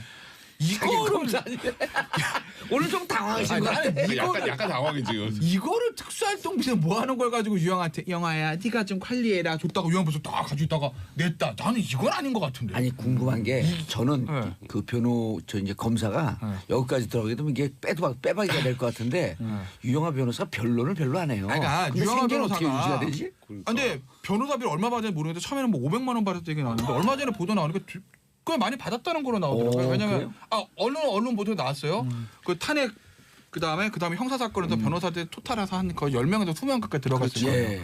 그러니까 거기한테 변호사비 꽤 나갔다는 이제 보도가 한번 그게 나왔습니다. 특수활동. 여기서 또 그러니까 그게 이제 도돌이표. 특수활동 수 있는 또 건데 도돌이표가 그러니까 제 얘기는 전액 현찰로 지급됐다. 그래서 그러니까 그 돈을 따지고 그러니까. 가면 그게 뭐 특수활동비 내곡동 뭐 왜 삼성동 이렇게 흥분해요? 아니 그러니까 집한 건지 모르겠으나 아니 특수활동을 받았어요? 왜그 대목에서 왜 이렇게 흥분해? 유난히 급 흥분하는 이유가 아니, 뭐야? 그러니까 정리 좀 하려고 이거를 유영하 변호사가 개인적으로 이제 본인이 박 전 대통령과 어떤 관계에서는지 박지원 네. 표정이 너무 웃겨. 내줄 수는 있으나 이게 박근혜 전 대통령 모아둔 특수활동비 영아야 네가 관리해라. 아니, 그래서 이제 저는 가지고 있다가 거기서 아니요. 쫙 빼가지고 합리적으로 병원에 의심을 좀 해야 돼요. 가능성이 좀 낮다라는 그 말씀 저도 드리는 변호 거예요. 업무를 하고 뭐 친한 의뢰인이 있을 오늘 수가 머리 왜 있습니다. 이렇게 깠어요? 근데 뭐 방송을 하고 와서 그런데 친한 의뢰인이 있을 수 있지만 변호사가 한판 친하다 해가지고 그 돈을 내주는 경우는 저는 거의 본 적이 없거든요. 치료비를 그리고 이제 뭐 수임료 같은 경우도 요새도 최근에 와서는 거의 계좌이체를 많이 하죠. 현금을 하지 않습니다. 현금을 했다. 현금을 한다면 신고하는 게 금액이 달라질 수 있고 세금이 부가세 같은 게 걸리면 엄청 내야 됩니다. 전문직 같은 네. 경우는. 근데 제가 봤을 때는 그걸 우리가 추론하기는 어렵지만 두 사람 관계 뭐 명확하게 알 수는 없지만 예. 제가 유영하 변호사라면 돈 안 받고는 안 해주거든요. 왜냐하면 1년간 아무것도 못했잖아요. 돈 받았대요. 더더군다나 500만 원 받고 어떻게 1년간 더 받았다는 합니까? 보도하는데 얼마인지 모르겠어요. 그거 더더군다나 치료비까지 왜 내줍니까? 근데 남만 이런 게 있어요. 좋아도. 일반적으로는 저기 박지원 변호사 얘기 맞는데 유영하 변호사와 박근혜 전 대통령 관계는 우리가 어떤 의뢰인을 만나든 그 의뢰인과의 관계 그걸 저는 넘어선다고 합니다. 그게 넘어선다. 제가 잘했다는 게 아니라 예. 그 관계 자체가 그 특활비 받았을 가능성 높다. 유영하 변호사가. 그건 모르죠 나도. 그건 나도 모르죠. 자기 쌈짓돈에서 병원비를 내줬는지 수임료 받은 거에서 일부 준 건지 아니 이랬을 수 있겠. 수임료가 이랬을 수 특활비에서 있겠네요. 왔으면 그게 예. 그 돈이 그 돈이네요. 그 돈이 그 돈인데 이랬을 수는 있네요. 왜냐하면 지금은 바짝 붙어 있는 최순실이나 이런 분이 없으니까 또 문고리 3인방도 없으니까 유영하 변호사에게 예를 들어 그 1억 수임료를 줄 거를 근데 한 2억이나 3억을 줬을 수도 있어요. 가능성 그래서 있죠. 내 네. 일반 생활을 관리 좀 해줘라. 네, 뭐 아니 그럴 가능성이 또 있죠. 돌고 도는 건데. 아니 그리고 지금 되게 이건 추측이니까 우리가 예. 뭐 폄훼 뭐 어떤 명예훼손이 아니고요. 지금 상황상 봤을 때 유영하만 접견을 했었거든요. 예. 그렇다면 접견을 했다는 건 뭐겠습니까?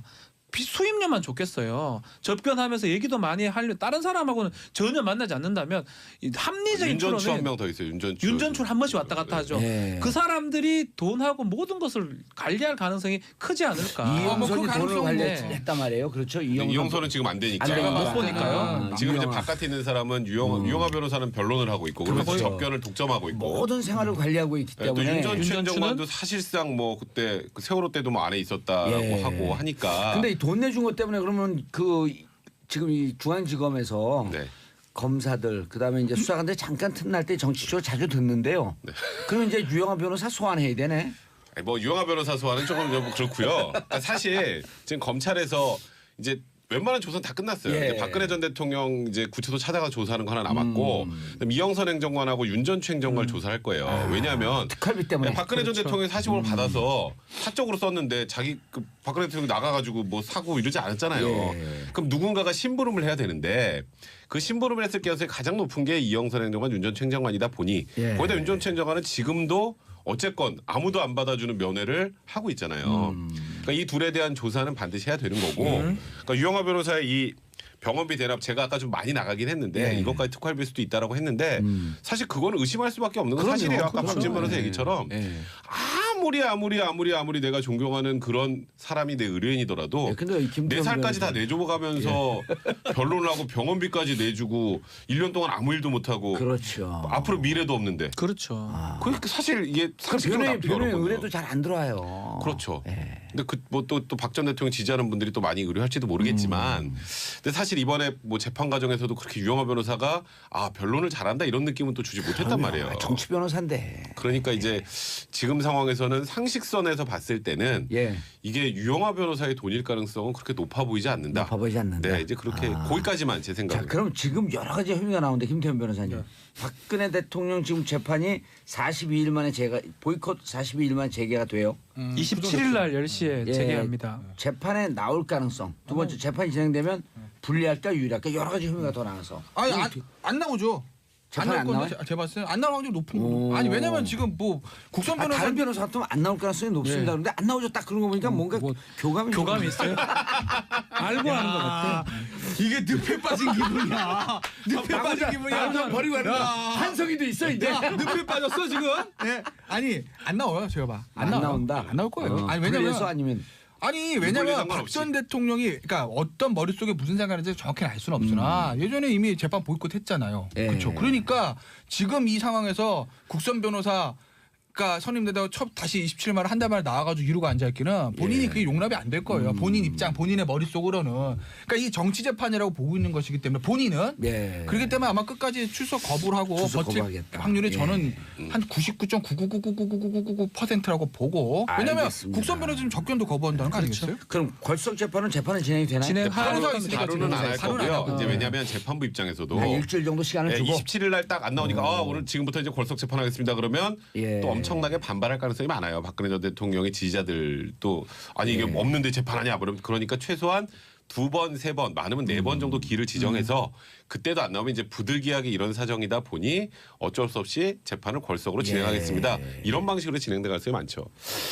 아 전병헌 얘기를 하려고 했더니 하나고로 뛰어넘어가면 전병헌 의원 얘기 못 하는데. 자 하죠, 전병헌, 뭐. 전병헌 간단하게. 간단하게 하고. 예. 자 전병헌 17시간 조사 받았어요. 네, 17시간 조사받았는데 예. 일각에서는 그날 바로 긴급 체포하고 구속영장 청구하는 게 아니냐 이런 얘기가 나오긴 했었어요. 그런 소리 많았죠. 왜냐하면 그 전에 너무 뭐 이런저런 보도들을 통해서 전병헌 의원 쪽으로 다 이제 쏠려가는 분위기였고 예. 검찰도 굉장히 자신감을 보였는데 귀가했죠. 그리고 지금 아직까지는 구속영장 청구한다는 얘기는 나오진 않아요. 별 얘기 안 나오고 있어요. 수사. 근데 저는 개인적으로 생각을 해요.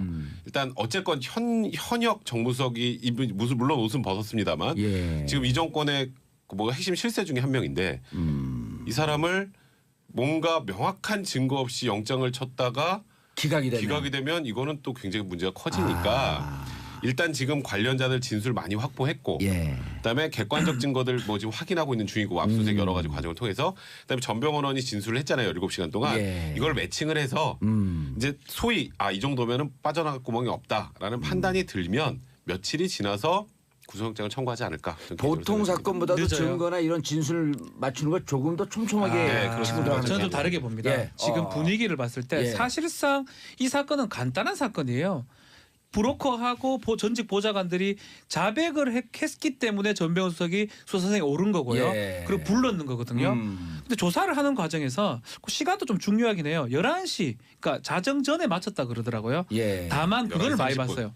3시에 나온 이유는 변호사하고 아마 그 조서를 아, 읽는 과정이 상당히 조서 리딩을 그렇죠. 세게 해야 되니까. 리딩을 많이 했. 우병우를 예. 좀 생각해 보면 알 겁니다. 예. 검찰에서 아주 많이 못 추궁을 했을 가능성도 있고요. 예. 저 상황에서 대지를 중간에 했을 가능성도 배제를 못 하는데 대지를 했을 때 그 예전에 얘기했던 전직 보좌관들이 검찰에게 유리한 얘기를 안 했을 가능성이 있다. 대지를 했나요? 했을 가능성이 있습니다. 저는 알 수가 없지만 그 수사 기밀이기 때문에 예. 저희가 알 수가 없지만 그렇기 때문에 바로 영장을 청구를 못한 게 아니에요. 왜냐하면 그날 바로 들어가면 금액이 1억이 넘고 얘기를 하면 더 증거 필요 없습니다. 바로 구속영장 청구에도 아무 상관, 긴급 체포에도 아무 상관이 이것도 없습니다. 내부리니까 10년. 그렇죠. 그럼에도 불구하고 지금 조사가 끝난 지 며칠 지났는데 별말 없다는 거는 검찰이 생각했던 수사 방향하고 조금 틀어져 있을 가능성. 그거는 뭐냐면 이런 뇌물죄 같은 경우는 네. 진술자가 말이 바뀌면 홍준표 대표를 보면 알잖아요. 1심 유죄 받다가도 무죄 받는 게 뇌물입니다. 검찰 조사 단계에서는 말이 살짝 계속 바뀌어요. 계속 바뀌거든요. 예. 이런 상황이라면 야구 선수였다 축구 선수 됐다 축구 선수 됐다 야구 선수였다가 뭐 바뀌기 때문에 이런 상황이면 영장 더하기 어려운 상황이라고 검찰이 판단한 게 아니에요. 그래서 저는 시간이 끄는 게 아닌가 저는 그렇게도 봅니다. 김태현 변호사님. 네. 조사 할 얘기 많은 과정 거지. 갑자기 자리 잡았어. 조사 과정에서 진술이 바뀌었다. 바뀔 수 많죠 그런 거. 바뀌었다. 그러면 검찰이 급당황하면서 이게 내용이 좀 틀린데라고 하는 걸 미리 예측은 하지 않았을까? 그러니까 진술 바뀔 가능성이요. 예. 검사 아마 이 사건 같은 경우에는 그 관련자들이 먼저 구속된 사람 보좌관과 전병헌 전 수석 한 몸이 아니겠습니까? 네. 그러니까 유력 정치인과 유력 정치인의 보좌관과의 예. 그 관계들을 잘 아는 검찰로서는 그 가능성도 다 알고 있을 거라고 열어놓고 봐요. 있었다. 예. 그리고 두 가지인데 보세요. 전병헌 전 수석이 수사를 받는 거에서 일각에서는 뭐 청와대와 알력설, 그러니까 쉽게 말해서 사석으로 썼다라는 얘기도 있고, 그게 아니라 검찰의 단독 작품이라는 얘기도 있습니다. 그 어떤 두 개 중 하나 아니겠어요?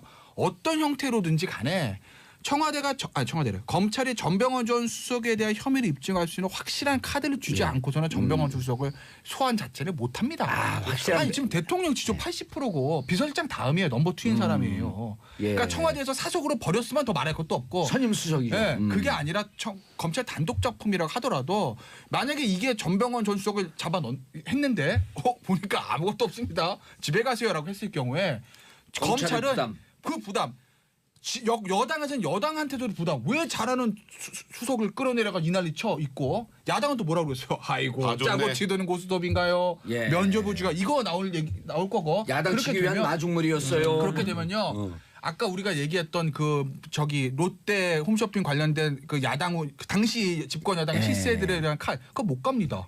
그러니까 첫 번째에서 막혀도 어떻게 더 가요? 끝나는 거지.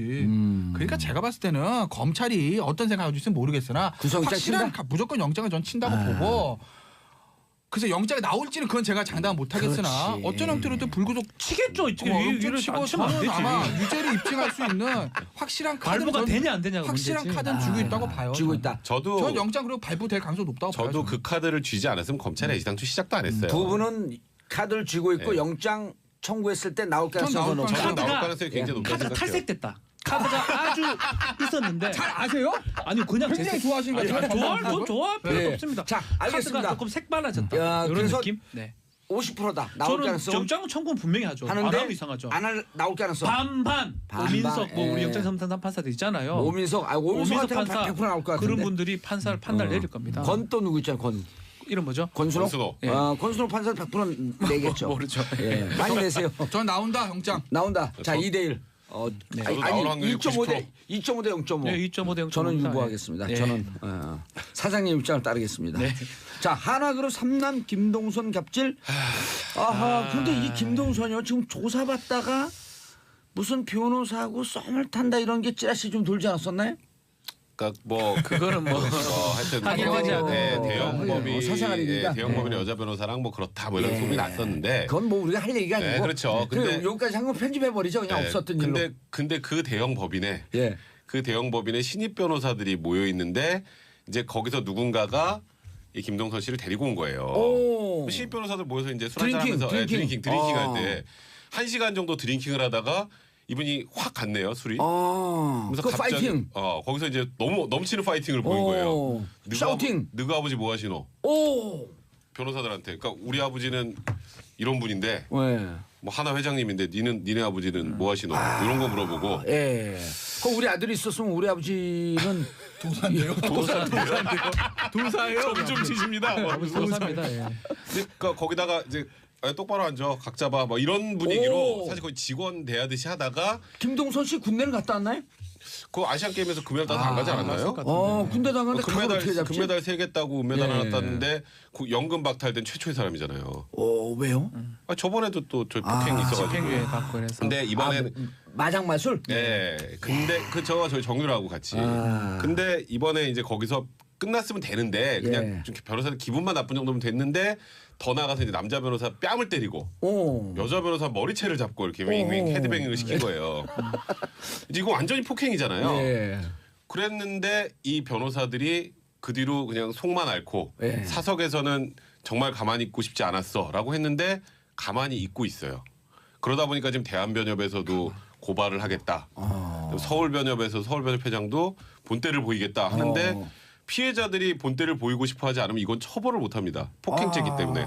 단순 폭행죄는 반의사불벌죄니까. 그래서 지금 일단 이 변호사들이 움직이지 않으면 김동선 씨는 어제 사과는 했어요. 근데 물론 국민들로부터 굉장히 사과를 했음에도 더 싸늘한 시선을 받을 수밖에 없는 사과였는데 제가 술에 취해서 기억이 없습니다로 시작을 해가지고 저 아닌 다른 사람이 한 겁니다. 약간 이런 느낌이잖아요. 다음 주 수요일까지도 계속 변호사가 대응을 조처를 취하지 않으면요 변호사들 이름 공개하죠. 안 할 것 같아요. 안 할 것 같고. 변호사를 지금 다 알고 있어요 제가. 반의사 불벌죄라서 또 한다 하더라도 벌금 사안이에요 이게. 그런데 집행유예하고는 이미 관계가 국민 없어요. 감정은 실내로 치고 그렇죠. 넘어갔잖아요. 그리고 주주 대표님이라고 부르니까 왜 내가 대표냐고 하나그룹의 주주라고 주주님이라고 불러라고 하는 그렇게 얘기했다라는 거거든요. 주주는 난데 정봉 주주. 그러니까 약간은 도사겸 주주. 만취해가지고 이런 습관적으로 저도 뭐 술을 좋아하고 우리 다 술을 좋아합니다. 김태현 변호사 빼고. 그렇지만 실수는 하지 않잖아요. 주폭이라 그래 술 먹고 하는 거. 이렇게 하는 건 반복이 계속 몇 번 있었거든요. 올 초에도 있었고 몇 번 있었기 때문에 좀 문제가 변호사들이 됩니다. 이런 문화에 익숙한 김태현 변호사님 무슨 문화요? 술 먹으러 안 가요. 할까요 안 할까요? 뭐요? 변호사들 문제제기 할까요 안 제가 할까요? 봤을 때 안 할 것 같아요. 왜냐면 했으면 진작했겠죠. 그리고 달 됐어요, 2달. 거대 고객이니까. 증거도 없을 것 같아요. 벌써. 알겠습니다. 변호사 세 분 인사하시고요. 네, 고맙습니다. 끝났어요. 감사합니다. 자, 저희는 4부 알쓸 경제로 돌아오겠습니다. 채널 고정하소서. 정봉재 정치쇼 4부 순서 들어가겠습니다. 알쓸 경제 알아두면 쓸데없는 경제 뉴스. 어떤 사람들이 알쓸 그 SJ를 본딴 거 아니냐 그래서 내가 어떻게 알았어요? 그래서. 자, 알아두면 쓸데있는 경제 뉴스. 이거는 좋죠. 정치가 생활 정치가 돼야 되고 경제가 생활 경제가 돼야 한다. 자, 함께 하실 분 정철진 경제평론가. 네, 안녕하십니까. 매경 출신이죠. 매경. 매일경제입니다. 예, 네. 요즘 매경이 그 찌라시에서 핫해요. 네, 뭐 어제부터 굉장히 핫하고 핫해. 예. 저한테도 왜 이렇게 매경이 전화가 하나 소속이에요? 그건 또 무슨 얘기입니까? 전혀 다른 하나밖에 거죠. 아니에요? 네, 아. 매경은 매경이죠. 매경이 예. 하나는 하나고. 하나는 하나고. 어허, 이상하네요. 그 사이 연관 관계는 아. 아마 우리 청취자분들도 이렇게 그렇죠. 받아보실 수가 있을 아니, 겁니다. 매경 주필이 하나? 화나? 화났다고요? 여기까지. 예, 여기까지. 예. 예. 매경 하나? 뭐라 말해야 될지 모르겠네요. 예. 자, 권혜리 SBS 보도국 기자님 자리하셨습니다. 안녕하세요. 예. 아우 나긋나긋하세요 목소리가. 진격의 코스닥 왜 이게 주제예요. 정철준 평론가님. 네. 진격의 코스닥? 이게 지금 코스닥 광풍이죠.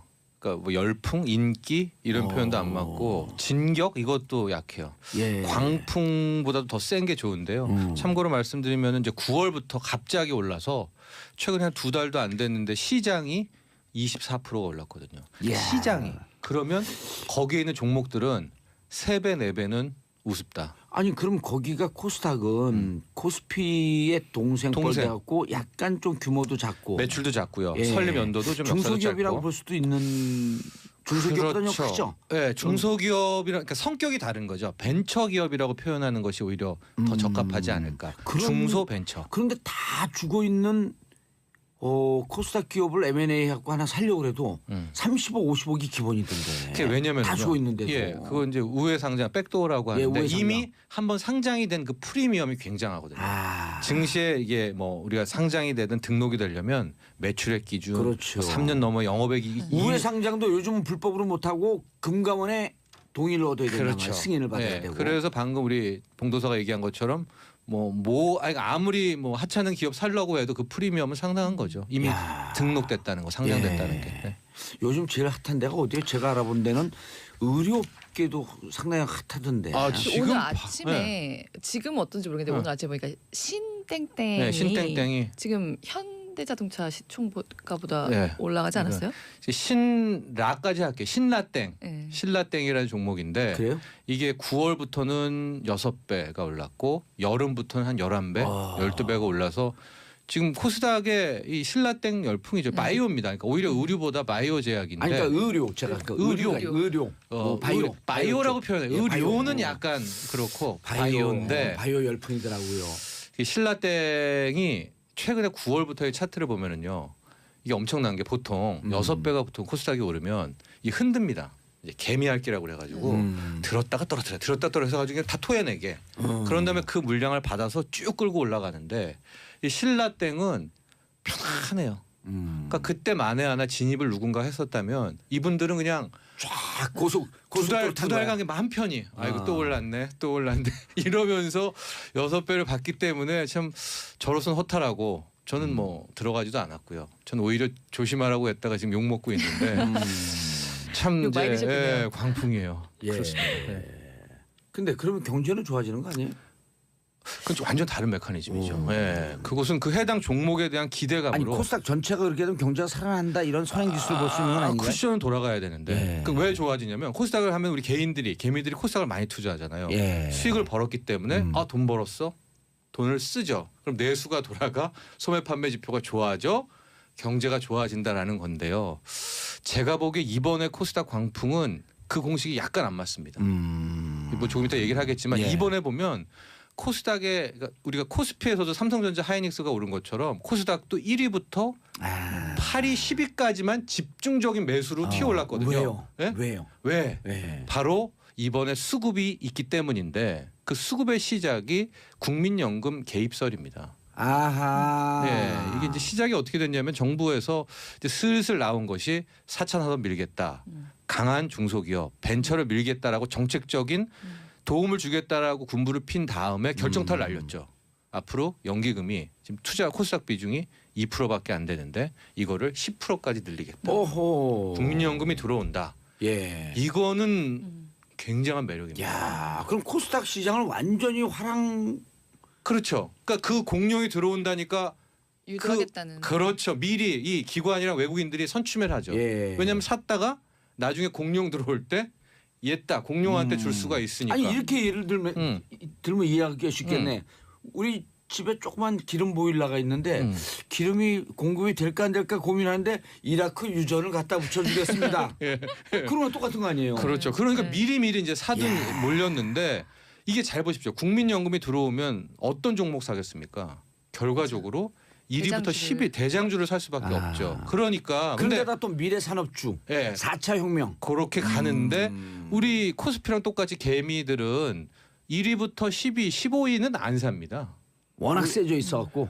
그렇죠. 또 그런 것도 싫어하죠. 우리는 보통 그러니까 이제 그러니까 대박을 소리에 칠 수 있는 그렇죠. 것들을 우리들은 약간 야치잖아요. 레볼루션으로 혁명적 네네. 정신이 있는 개미들은 그렇죠. 혁명을 꿈꾸니까. 혁명 예. 꿈꾸니까. 그러니까 이번에도 또 소외가 된 거예요. 엄밀히 말씀드리면. 그래서 이번에 코스닥 광풍도 약간은 패턴은 그들만의 다르다. 리그로 끝나고 있을 가능성이 높다. 그러나 이제 여의도에서는 예. 끝은 아니다라고도 이제 이제 얘기. 스타트인데요? 근데 이제 거기에 대한 논란이죠. 저는 조심해야 된다는 조심해야 쪽입니다. 된다. 네. 예. 알겠습니다. 아 코스닥 재밌어요. 권혜리 기자님, 네. 이게 이거 질문하지 말라고 X해놓은 거네. 이거 누가 X해놓은 거야? 자 그럼 이게, 그 네. 투자자들이 코스닥을 한번 들어가 볼까? 혹은 투자자들이 들어가 있는 투자자들 어떻게 해야 되는 거예요? 조심하셔야 될 것 같아요.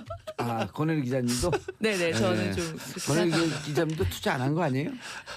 아 제가 그래서 그렇게 말씀드린 건 아니고요. 네. 저는 투자는 안 했어요. 저는 이제 기자니까 예. 제가 뭐 주식 막 함부로 막 그렇죠. 이렇게 하면 안 네, 되죠. 맞아요. 근데 지금은 제가 아니 함부로 네. 할 수 있는 돈은 있어요? 이런 걸 팩폭이라고 하나요? 팩트 폭력이라고 그러던데 요새. 알겠습니다. 네. 그래서 조심해야 된다. 네, 하고 한 가지만 확인할 건요. 네. 국민연금이 진짜로 들어오는지만 왜냐면 이게 아직 확정된 건 아니잖아요. 제가 갖고 있는 정보는 모태펀드 형식으로 들어갈 준비를 하고 있다. 그러니까 이런 거죠. 여의도에서는 국민연금 안 들어와도 정부가 지금 밀고 있기 때문에 맞아요. 우회적으로 네. 정책적 지원이 있다. 예. 그리고 이제 그래, 결과적으로는 궁극적으로는 사실 이게 정말 끝나자고 쭉 안정적으로 가려고 하면 정말 이제 신제품, 신기술이 개발을 이렇게 예. 받쳐줘야 되는 거죠. 그렇죠. 돈의 힘으로는 네. 신기술 갖고 있는 제가 정치를 하고 있으니 참. 알겠습니다. 자 다음 뉴스 권혜리 기자님 품절 대란 평창 롱패딩 오늘 판매 재개했죠. 네 이게 2만 평창 3천 개 불렸고 오프라인으로 7천 개 마저 재고를 풀겠다. 네, 이게 했죠? 이제 7천 개 예. 남았는데 이제 오늘 이제 4천 개 정도가 나가게 될 거고요. 나머지 3천 개를 24일하고 30일에 이제 할 건데 이게 사실 그 중단된 이유는 저번에도 좀 약간 얘기가 나왔었던 것 같아요. 지난주에 예. 경찰까지 롯데 본점에 출동을 난리가 했었어요. 났었잖아요. 새치기하고 해가지고. 깨지고 부서지고 예. 그냥 그래서 너무 오늘 몰려오고. 오늘 서울이랑 평촌에 예. 네 군데 점포에 그러니까 일단 잠실점에 천장이 들어갔고요. 오늘 2,000장이구나. 잠실점에 천장이 들어갔고 영등포 500, 예. 평촌 250 이런 식으로 한 1,900장 정도만 일단 풀었어요. 예. 왜냐면 23일이랑 30일이 또 있으니까. 그래서 오늘 아침에 가면 살 수 있겠지 하신 분들은 못 사시게 됐어요. 어제 밤서부터 진을 예. 치고 장사진을 이제 치고 30대 남성 한 분이 7시에 처음에 서신 걸 시작으로 해서 저녁 7시요? 저녁 7시요. 그래서 어제 밤을 꼬박 새신 거예요. 어머니랑 같이. 그래서 1,000번째 사람이 오늘 아침에 7시 13분에 줄을 쓴 거예요? 네, 10시 반에 문 열잖아요, 백화점은. 근데 재밌는 게 그래서 백화점에서 이제 9시쯤부터 나왔는데 보니까 너무 추운데 다들 서 계시니까 빨리 풀었구나. 네, 이거 핫팩을 나눠드렸나 봐요. 예. 근데 핫팩은 1,000개밖에 준비를 안 한 거죠, 그러니까. 어허. 핫팩을 1,000개를 나눠줬는데 그걸 받고 그냥 가신 분들도 중간에 있는 거예요. 그러니까 그 뒤에 한 4,500명 정도가 서 있고 혹시나 해서 기다리고 계셨던 분들이 계세요. 그분들까지 번호표가 조금 더 갔어요. 그래갖고 난리가 났다고 하더라고요. 막 박수 치고 환호하고. 그래서 저희 그 취재진이 나가서 지금 1,001번째, 그러니까 1,001번째 분을 인터뷰를 했는데 괜찮다. 올림픽의 도전 정신으로 기다려봤다고 말씀을 하셨다고. 그분은 못 받았고. 못 사시는 거죠. 그래서 지금 번호표를 일단 받으신 분들은 줄 더 이상 안 서도 되고 이제 10시 반 지나갔죠. 10시 예. 반에 300명 들어가 사고 12시 반에 이제 300일에서 600까지 사고. 근데 왜 그래? 왜 이렇게 열풍이에요?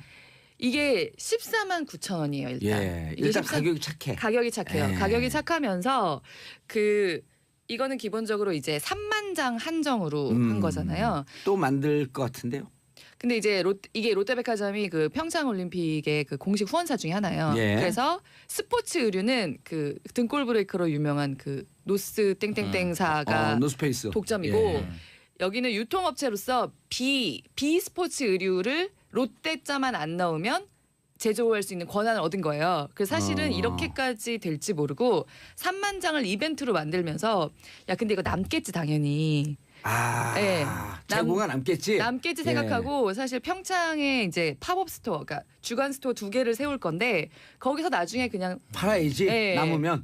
그런데 대박이 났어요. 그래서 지금 다들 링거 맞고 있더라고요. 그 그럼 지금부터는 어떻게 돼요? 그렇게 된다면 이게 그래서- 더 찍을 수가 없잖아요. 근데 아니 이게 이게 사실 지금 더 말을 찍기 힘들어요. 땡땡땡 해갖고 잘 이해를 못했어요. 자 롯데에서 팔아요. 네, 롯데 제품은 아니죠.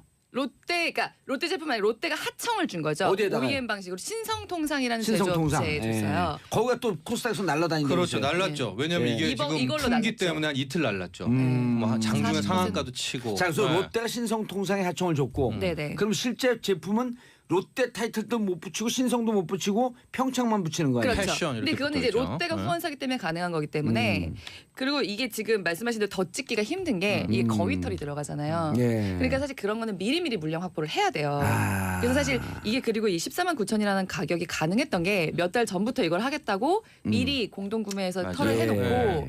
그러니까 왜 옛날에 허니버터칩이나 예. 코코면 같은 것도 갑자기 인기가 있다고 갑자기 늘릴 수가 없었잖아요. 자, 가격이 착하다. 그다음 거의다. 두 번째 네. 조건이 거의 털이다. 그리고 사실 그러면서도 일반적으로 저렴하게 그런 패딩이 나오는 스파 브랜드에도 사실 이런 가격대의 패딩이 있는데 많아요. 요거는 이 올림픽이다.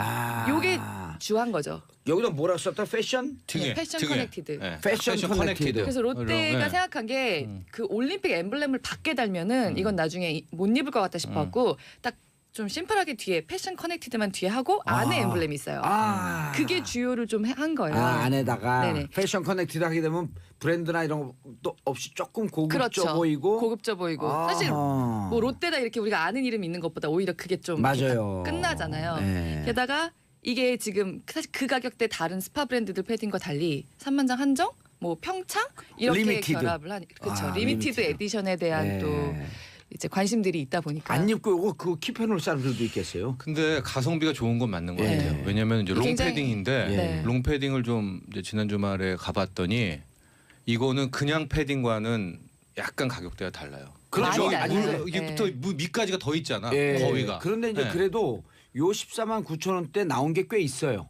있는데 조금 8대 2로 조금 괜찮다 싶으면 성설 20만 빅털 후반 8대 2에 20만 원 20만 원 아니요 넘어요. 30만 원 넘어요. 30만 기본 원. 30만 원 롱패딩에서는 넘어요. 예. 이자는 못 봐요. 아, 이게 그래? 지금 롱패딩이 네. 두 분이 벤치다운이라고 한꺼번에 덤비는 건 뭐 하는 거예요? 그러니까 또 요즘에 지금 내가 뭘 또 들었냐면은 연예인 패딩 이런 거죠. 네. 르땡땡에 네. 그게 지금 없어서 못 산다는 거예요. 그러니까 이 네. 롱패딩이 작년부터 네. 인기가 좀 있었는데 올해 너무너무 유행이에요. 제가요 오늘 네. 아침에 출근하는데 다 입고 있죠. 우리 그 집에 그 초등학교 중학교가 있거든요. 네. 집 옆에. 네. 야 이게 옛날에 노스페이스 이게 맞아요. 그게 네. 교복이라 그랬잖아요. 유니폼 학교. 네.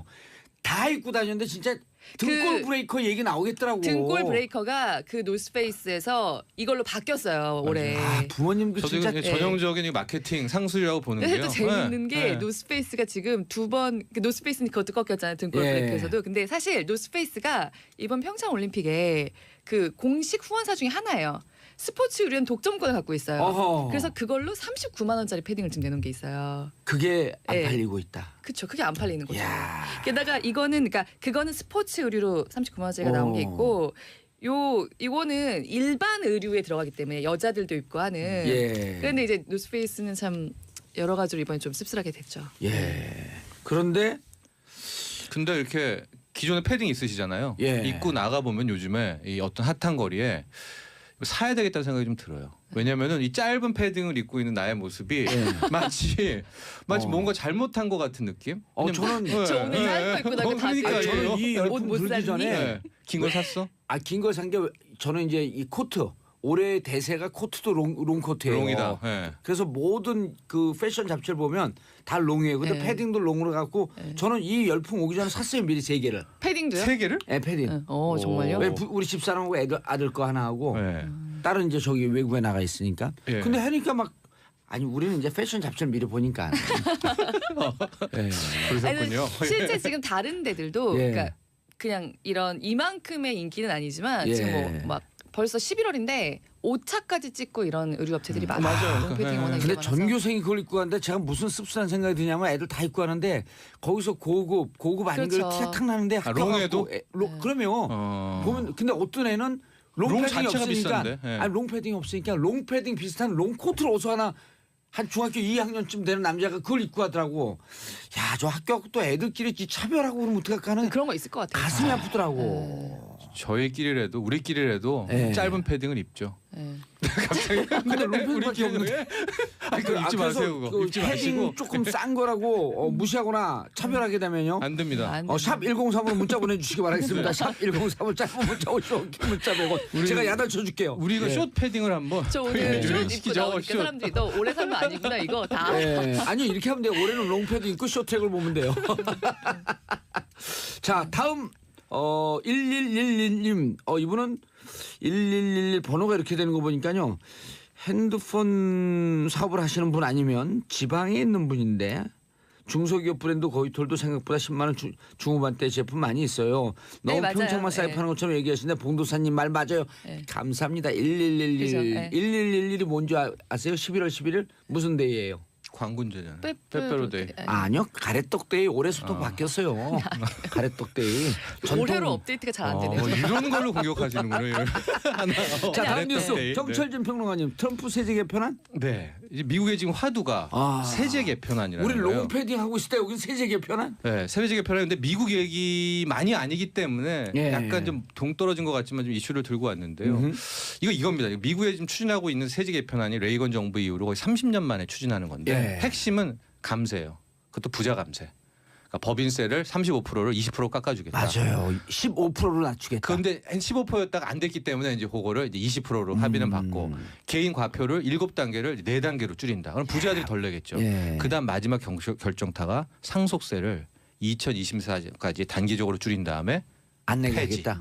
그래서 결국 이 세제 개편의 최고 혜택은 이제 트럼프가 예. 받게 되는 거거든요. 상속세가 없는 거예요 이제. 아니, 본인을 위해서 만든 거예요, 그럼? 그런 이제 설이 있죠. 그런 예. 공격이 있는데 아니, 부시 때 레이건 때 계속 상속세 깎고 네. 하니까 그 미국의 빌리언이에요. 그렇죠. 내겠다. 예, 우린 내겠다. 우리 돈 많이 내는 부자 연합이 생기고 그랬잖아요. 네. 세금 많이 그렇습니다. 내니까 네, 뭐 상속세 빌 올려라. 게이츠, 버핏 이런 사람들이 다 맞아요. 네. 했죠. 그런데 이제 세제 개편안이 왜 중요하냐? 하원은 통과됐습니다. 그 다음에 이제 상원에 간 다음에 예. 상원 그 다음에 양하원 합동안이 나와야 되는데 이게 쭉 통과되는 것과 그렇지 않은 것에 실은 그 자체가 중요한 게 아니라 상징적인 의미가 있어요. 왜냐하면 그동안의 세계 주식시장이 트럼프 취임 이후에 1년간 오르고 부동산도 좋고 한 것은 트럼프에 대한 기대감이었거든요. 근데 실질적으로 1년 동안 트럼프가 해놓은 게 없어요. 게다가 세제 개편안이 경제 관련 첫 번째 입법 정책입니다.